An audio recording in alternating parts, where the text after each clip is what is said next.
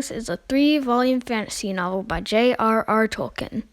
It explores how a fellowship of 9, 4 hobbits, 2 men, an elf, a dwarf, and a wizard battle forces of evil and try to destroy the One Ring of Power created by the Dark Lord Sauron. The Two Towers is the 2nd volume of the novel.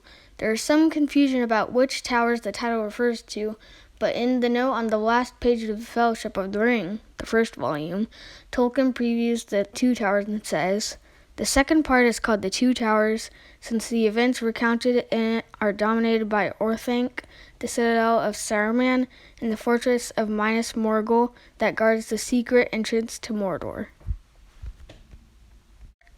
So, Two Towers are Orthanc and Minas Morgul, 2 towers occupied by a bunch of bad guys. But there is yet another tower in the book, a gleaming white tower called Minas Tirith, a stronghold of good men in the city of Gondor.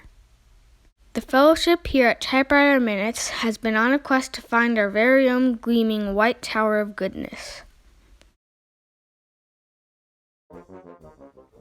This is Jonah from Typewriter Minutes, and today we are going to be reviewing a 1958 Tower Challenger.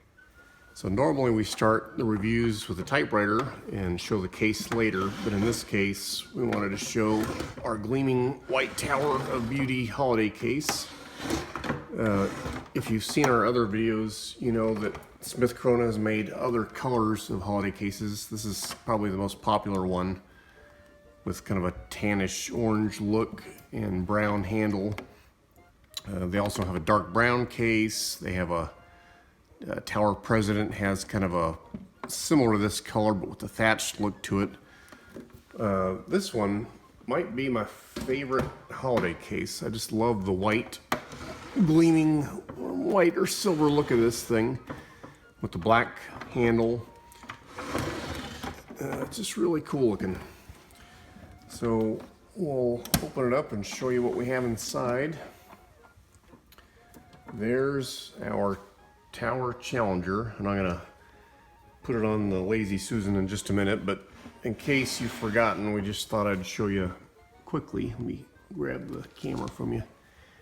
How to get it in and out of the case. By the way, the holiday cases are probably my favorite Smith Corona case. I prefer them to the slightly newer black trimline cases just because these handles, I don't think I've ever seen a broken handle on one of these. On the trimline cases, I have seen them break. It's just a little bit weaker build quality or the way they designed it. These just seem to have lasted forever. And the latch on these also, all metal instead of the plastic cover that the trimline case has. And these just seem to have lasted longer, and I can't recall that I've ever seen one broken. So we'll open that back up. There's our Tower Challenger, and I'm gonna hand it off to Jonah one more time so we'll show you how to get it out of the case. There's that little arrow right there on that handle, and you just push it the way the direction, in the direction of the arrow. It pops, and then it just lifts up and out. I'm gonna try to do this without dropping the case. And then here you see the removable bracket that they advertised as being removable, because it is. And then if you wanted to, you could take the holiday case on a holiday and put your clothes in it if you want typewriter smelling clothes. And then when you're ready to use it again for typewriters, the bracket goes right back in. So anyway, we love the look of this blonde white holiday case, and that's why we started with it for this tower review. Okay, let's take a look at the machine itself. So the first thing to note is just the super cool logo. I love the color scheme on these with the green keys, the green tower logo. It's got a green ruler in the front, back ruler, and then the plat knobs. Really pops with that, and I think this is sapphire gray. So Smith Corona sold these through Sears, and eventually on later models you'll see Sears Tower, but on the early models they were just called towers. And again, we got the green tower logo on the back. So this machine has a few battle scars. Sometimes I touch up the paint. I think I'm going to leave it on this machine because overall it's just in really good shape. And one thing that we've noticed, Jonah, on the keys, what's it missing? The dedicated 1 key. Yeah, there's no dedicated 1 key and no exclamation mark. So how do you do a number 1? You do an L. Lowercase L, and then an exclamation mark. How do you make that? You do the exclamation mark, With the apostrophe? the apostrophe, backspace, period. That's right. So this appears to be the equivalent of a Smith Corona clipper as far as features. Has a fewer features than the higher end model like the Smith Corona Silent Super. What else is missing on this machine? The tabulator. Tabulator. So some models have a key set tabulator where you can set and clear the tabs. Step down from that are the machines that have a tabulator but have the preset tabs, and you have to tilt this back panel back and manually set the tabs. This one does not have a tabulator at all, so this back plate is actually fixed. And if you want to get it off, you got to remove some screws. And unlike the Silent Super and some other models, this one does not have a quick release platen. You have to take the end plate off here, this back plate off, and then there's a little collar that you have to remove to get the platen out. So not quite as easy to get the platen in and out on this one, but not a big deal because most people aren't ever messing with the platen and taking that out. So standard Smith Corona fare, you got your backspace.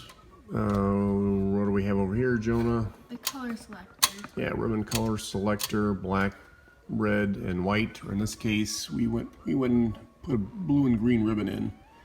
That seemed to fit best with the color scheme. Paper bail and paper release lever right here. Here's the little carriage centering lever. It's not really a lock, but when you're ready to put it in the case, flip this up, and then the carriage stops at the halfway point, and then when you're ready to type, just pull it out. There's a carriage release lever here, and on the other side, one of the things I like about the older Smith Coronas is that these are all metal. On the later Galaxies and some other models, they went to plastic. A lot of times those are cracked or missing. So I like this model because it's simple, fewer things to break, and mostly metal instead of plastic parts. So you got push and slide margins, just a bulletproof system.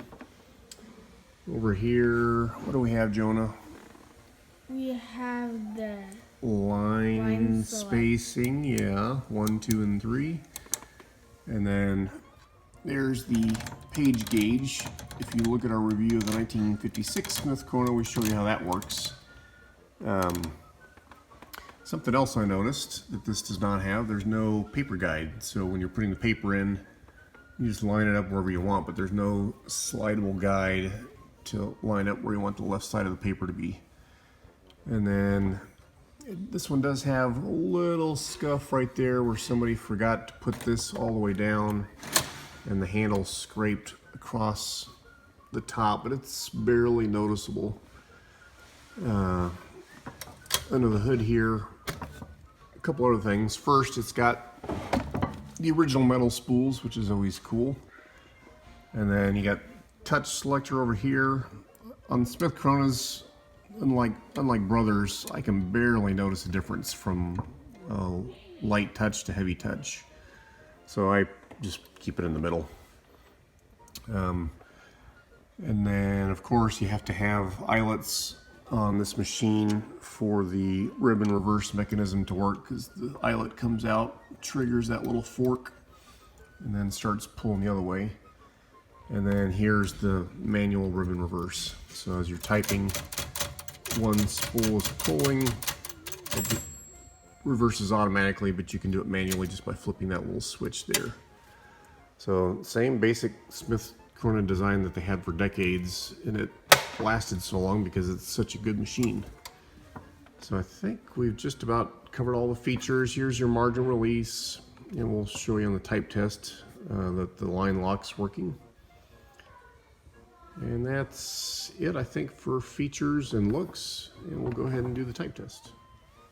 Okay, I didn't dig one of our clippers out to confirm that it's the same, but I suspect it is. We also noticed on this machine, you do have the variable line space knob, so when you pull it out, the clicks disappear, and then you can go wherever you need to on the form if you need to get exactly on a line, and then when you're done, push it back in.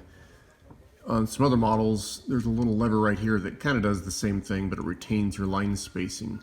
So I guess on the Challenger and presumably on the Clipper, it does not have that. So if you pull that knob out, you lose your line spacing. Not a big deal. And that's about it for features. And now for the type test. So I forgot to mention, we did take this thing completely apart, all the body panels off, platen out. It was pretty gross inside when we got it. I don't know who did the maintenance on it last, but they had gobs of grease everywhere. I don't know what they were trying to do, but it's nice and clean now. But it was kind of great green gobs of greasy, grimy gopher guts. But now, what are you laughing? Great green gobs of greasy, grimy gopher guts. But actually the grease was orange instead of green. All right, 2 pieces of paper. And got it aligned on the first time. If you don't get it aligned, then just flip up the paper release, scooch it, and then you're ready to go. So we'll do a couple lines on black, or in this case blue. The Smith Corona 5 series is one of my favorite touch typing machines. It just really fits my hands and fingers well. Super fast, I don't get skipping or bunching. This table's not ideal, but here we go. Sounds a little rattly, but that's actually the table, not the typewriter.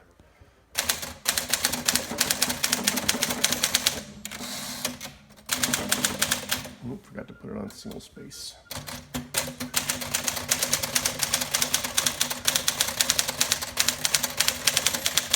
There's the bell, and then there's your line lock.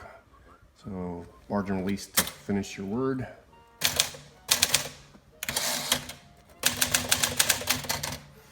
And then we'll do a couple lines on red or green.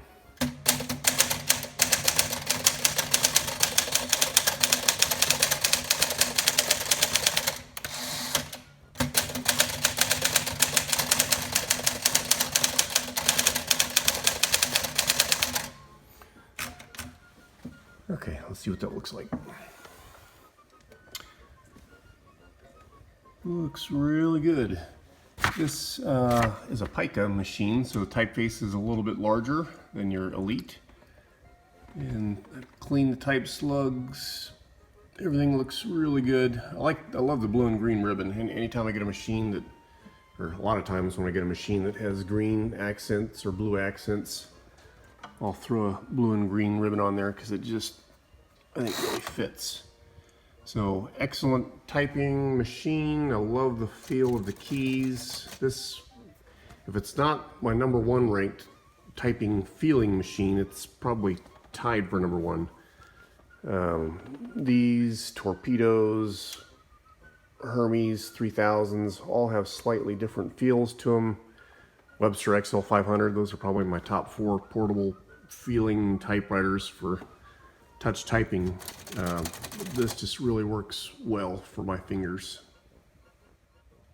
Before we do the pros and cons, we just wanted to mention our friends at Lazy Dog Typewriters recently made a video of other towers. Yeah, they did a review of 2 towers, a little bit later models than this, but you should check it out because this earlier model has this cool tower logo. Later they did a kind of a script logo with an atomic Smith Corona emblem over on this side. Really cool, so you got to check out their video review.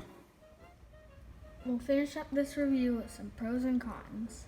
All right, the pros of this 1958 Tower Challenger. First, it's got the awesome looks and color scheme, the green and sapphire gray with the cool logos and the green plat knobs and the blue and green ribbon. Just looks really neat. The white blonde holiday case, probably my favorite holiday case. I don't know, it's close. We have a dark chocolate one that Jonah owns now for his Smith Corona that he got for his birthday, but the blonde white one here is super cool. Let's see, easy access for maintenance. I'm not going to tip it up, but if you do tip up the machine, you can get to a lot of the adjustments without any problems. This one's slightly harder to get apart on the back side just because it doesn't have the quick release platen, so it's just a little bit of extra work to get the body panels off and the platen out, but not a big deal. Let's see, incredible touch typing feel. This is, if not my favorite, tied for favorite touch typing. I just love the way the keys cup my fingers. It just fits really well for me. So excellent typing machine. Cool name. Jonah wanted to mention that. Tower Challenger. It's been cleaned and tuned. Paint's in excellent condition with just a few scuffs. And the rubber feet are still soft. I didn't show you that, but the block rubber feet are still good. And the platen still has some give to it, which is kind of unusual for a machine that's this old. Jonah, what are some of the cons? There's no tabulator, no pop-up paper support. Yeah, I forgot to mention that earlier, but there's no rabbit ears to pop up, keep the paper from flopping back. Not a big deal, but we were kind of grasping for straws, trying to think of negative things. What else? No dedicated one key. Yeah, so slightly more work to do a 1 and then a exclamation mark.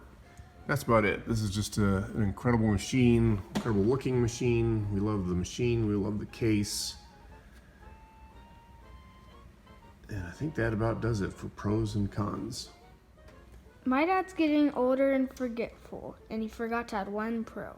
Yeah, we forgot the original goodies that came with the machine. So we have the Tower Typewriter Guarantee, and you can see looks like the sale date is June 26, 1958. And then we also have the original operating instructions.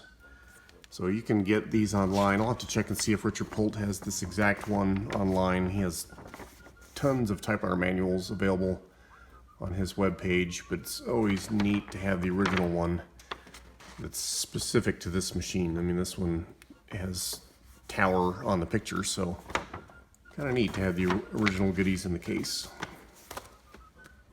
Thank you for joining us on Typewriter Minutes. Be sure to share, link, like, and subscribe. Bye.